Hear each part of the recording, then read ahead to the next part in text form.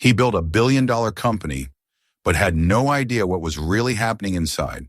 So he went undercover as a janitor, and what he discovered left the entire company in shock. Stay until the end, because this twist will change how you see leadership forever.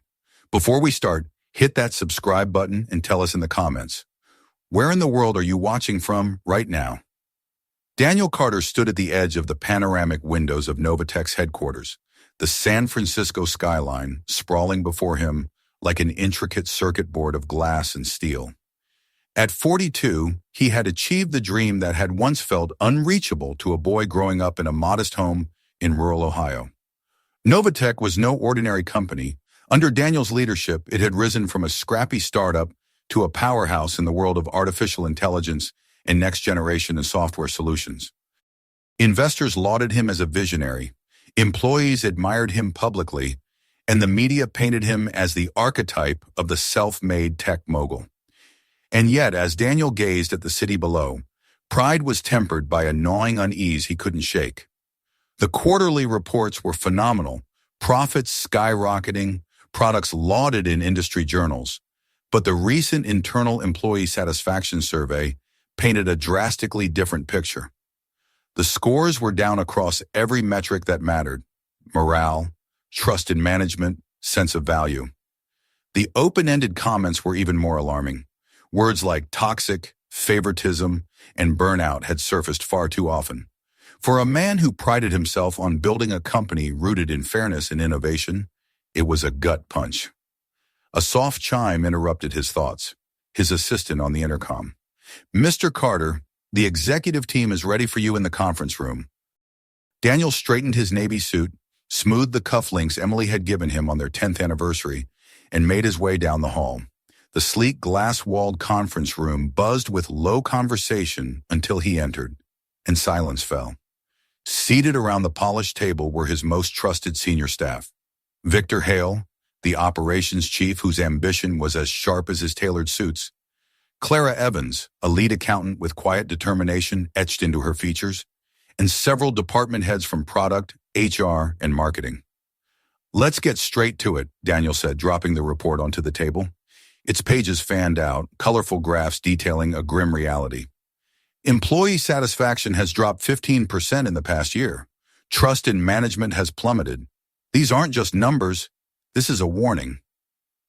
Victor leaned back in his chair, exhaling sharply. "With respect, Daniel, this is growing pains. We've scaled aggressively. Some discontent is inevitable." "Is it inevitable?" Daniel countered. "Or is it cultural?" Clara shifted uneasily, but said nothing. She knew better than most that the issues weren't isolated.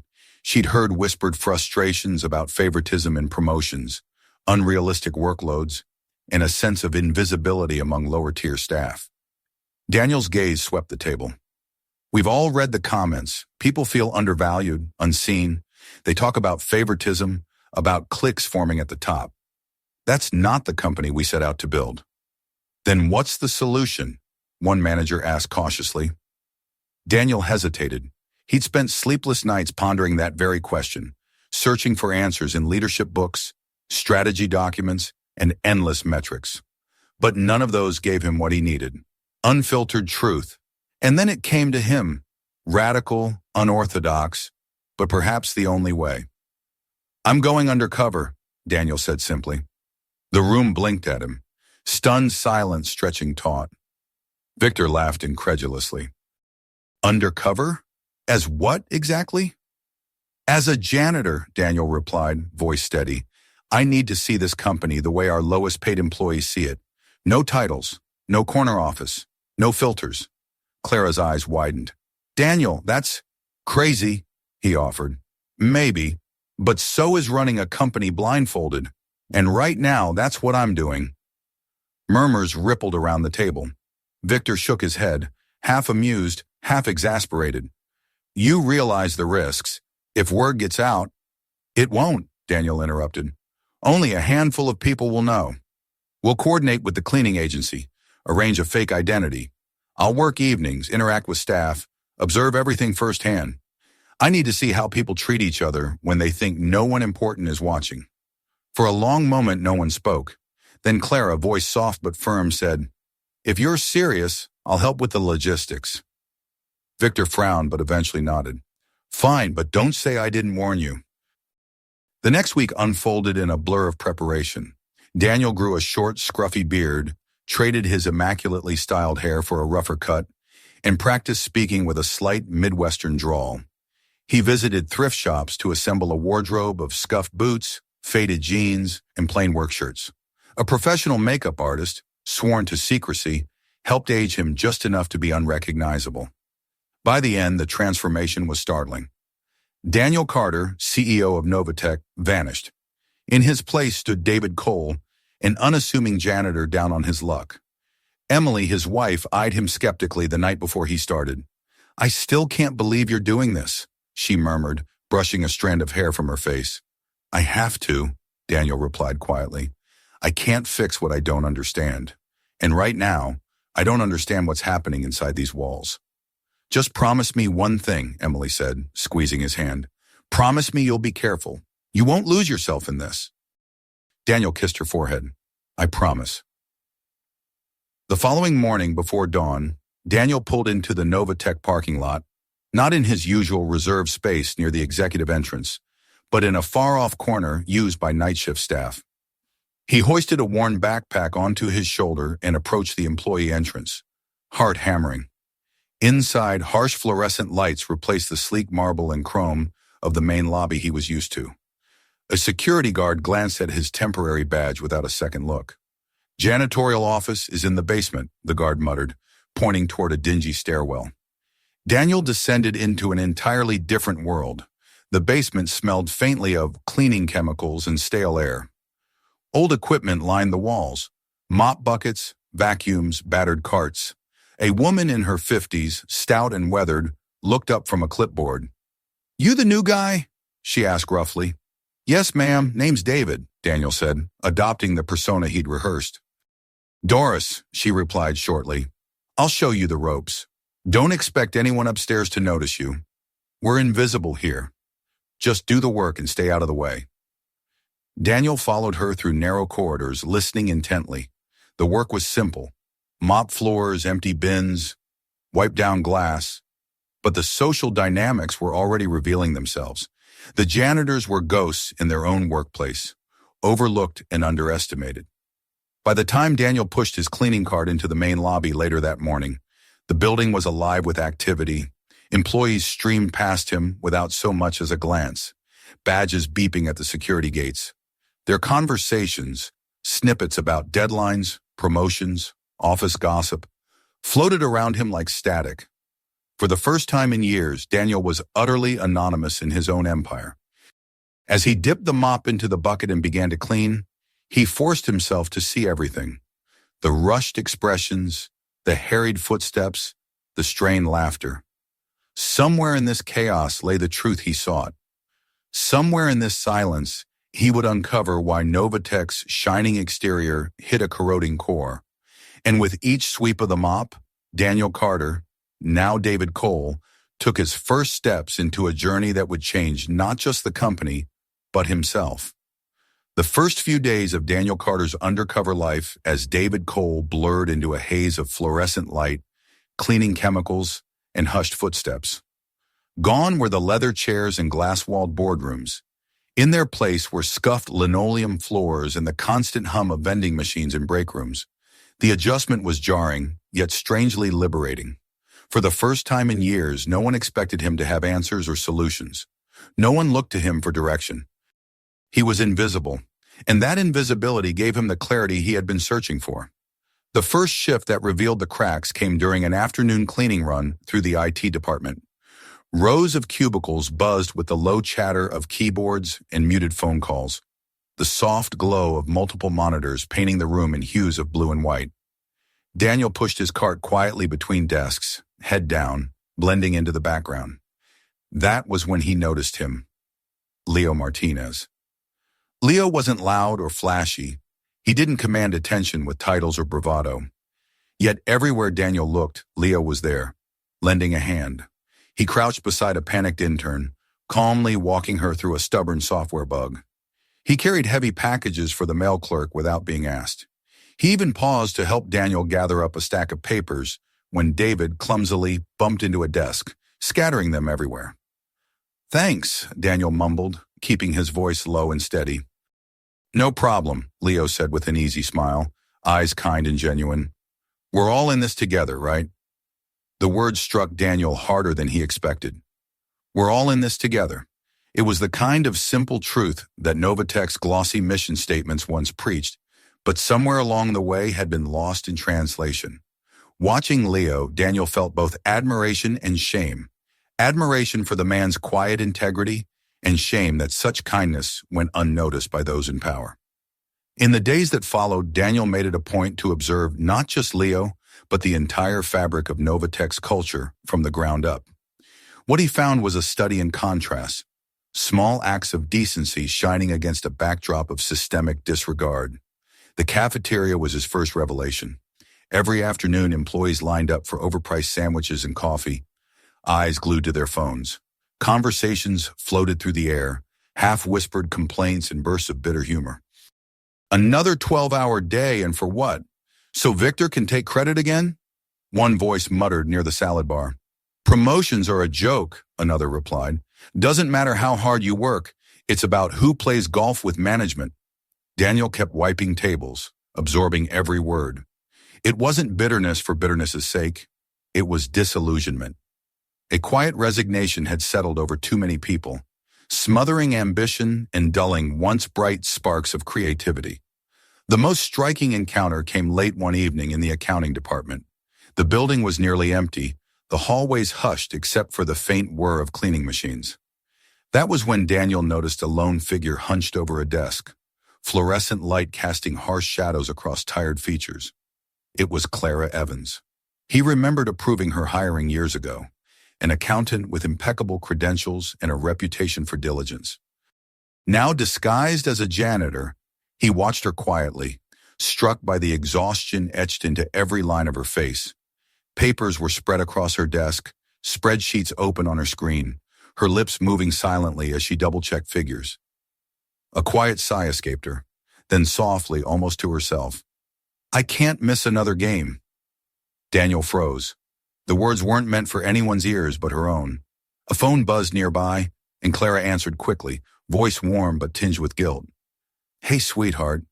Yeah, I know. I'm sorry I couldn't be there tonight. Mommy's still at work. I promise I'll make it up to you."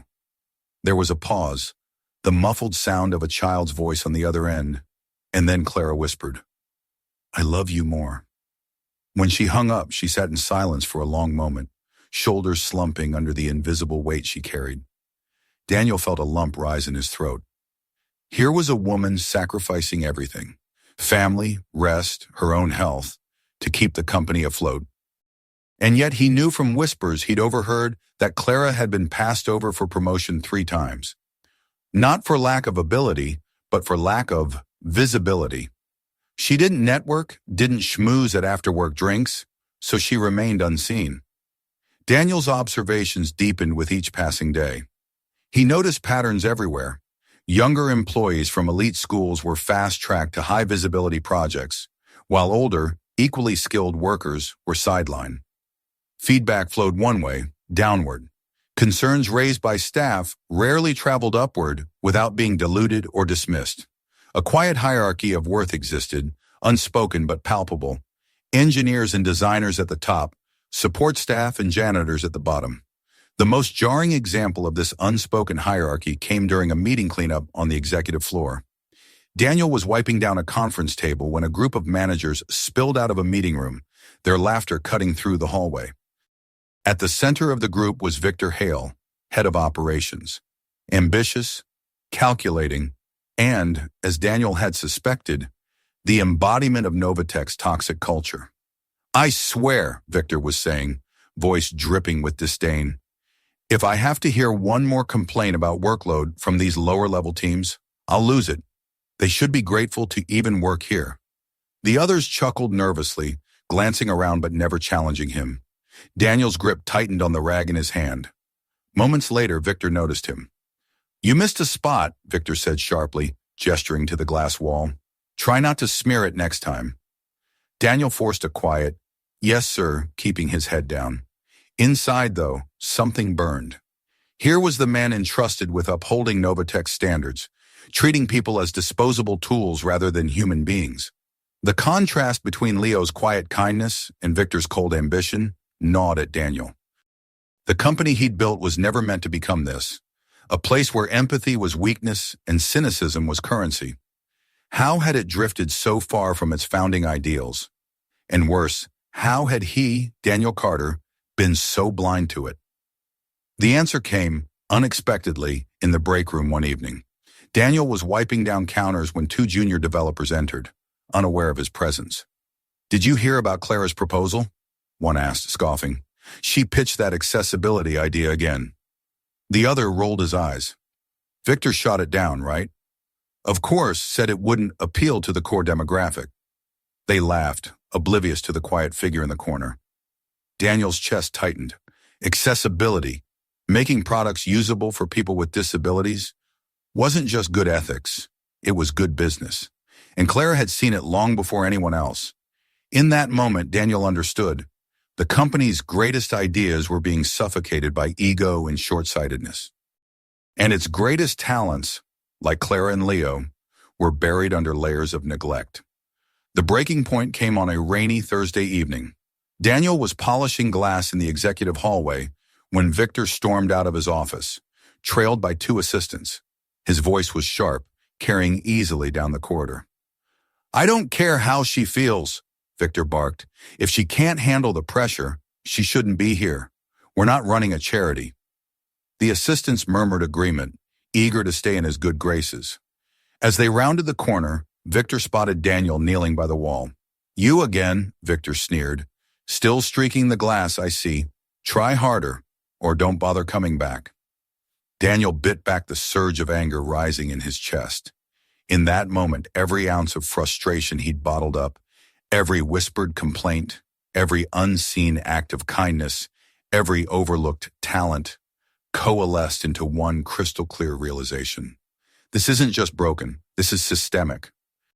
And it starts with leadership, with me. That night, as Daniel shed the janitor's uniform in the dingy locker room, he caught his reflection in the cracked mirror. The beard, the tired eyes, the work-stained clothes. It was hard to reconcile this man with the polished CEO who once graced magazine covers. Yet for the first time in months, Daniel felt something unexpected. Clarity. He had seen the truth. He had felt the weight of invisibility, and he knew exactly what had to be done. Tomorrow the mask would come off, and when it did, Novatech would never be the same.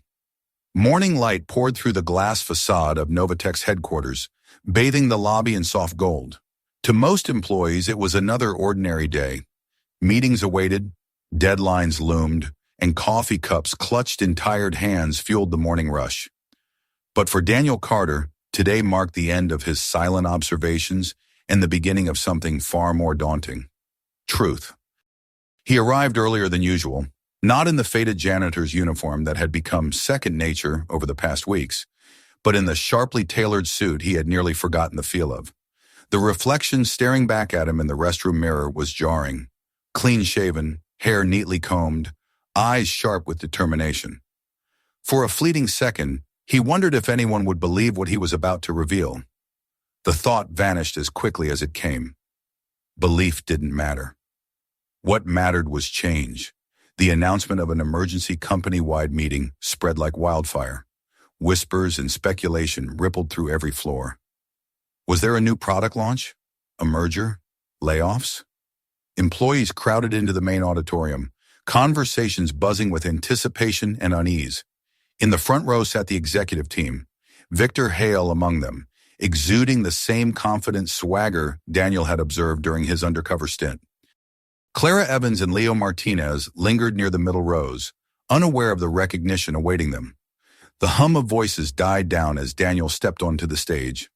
A hush fell over the room, a silence so heavy it pressed against the walls. For many, it was the first time seeing their elusive CEO in person.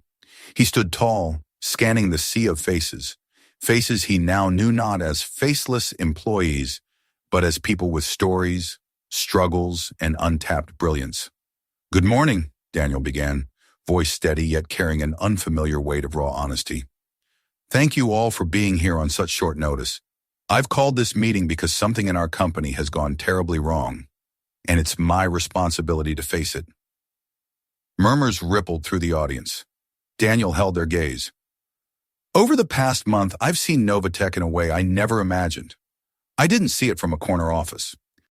I saw it from the ground level, mopping floors, emptying trash, blending in with those who are too often unseen.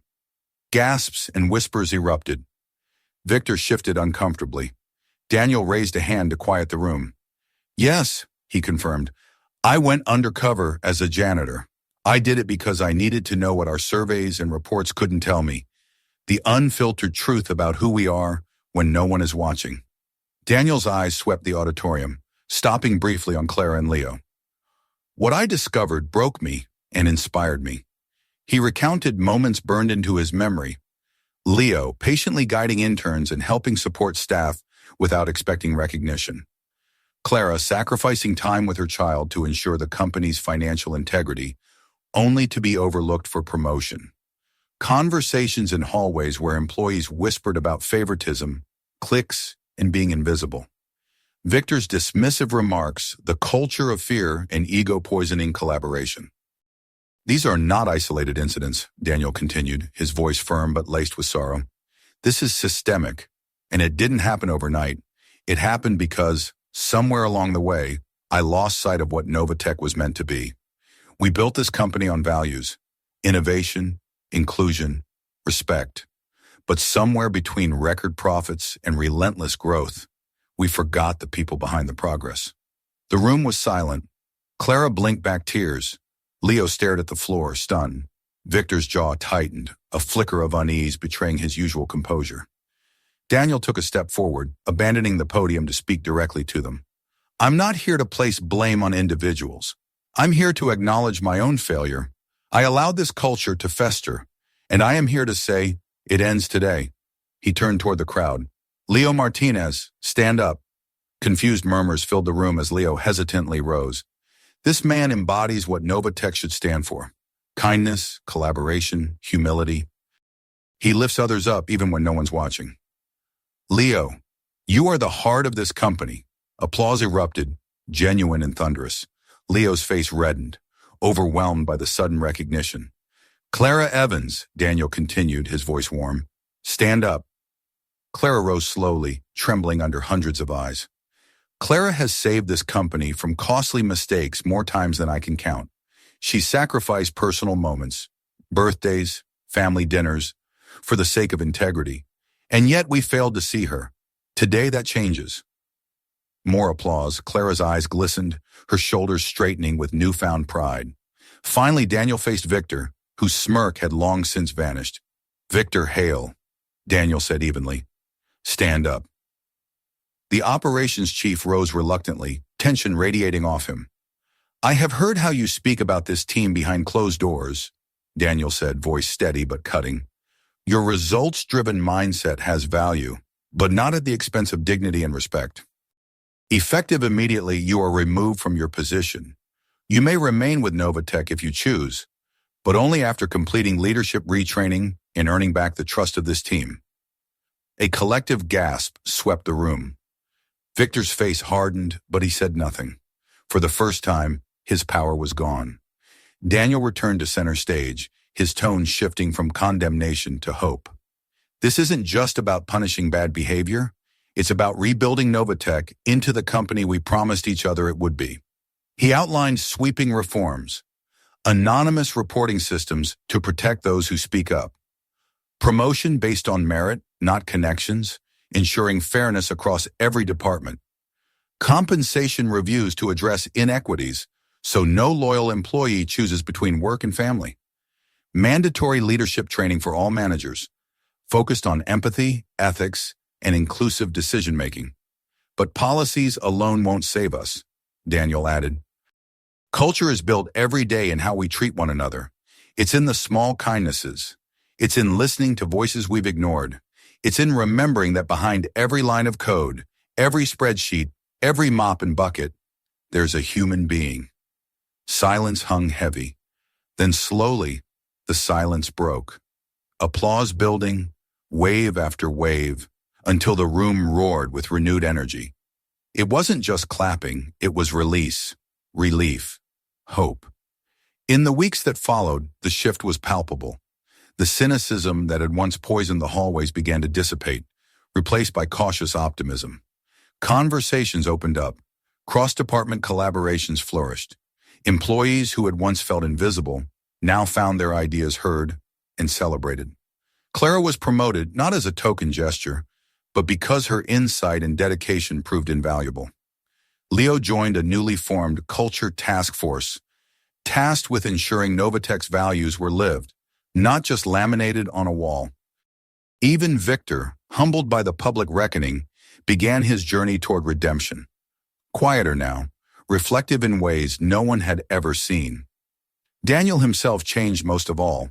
No longer cloistered in an executive suite, he walked the floors regularly, chatting with interns and janitors alike. His monthly coffee with the CEO sessions became legendary, informal, candid, a space where every voice mattered. The man who once measured success in profits now measured it in trust, innovation, and the quiet hum of employees who felt proud to belong. One evening, long after most had gone home, Daniel stood alone in the lobby.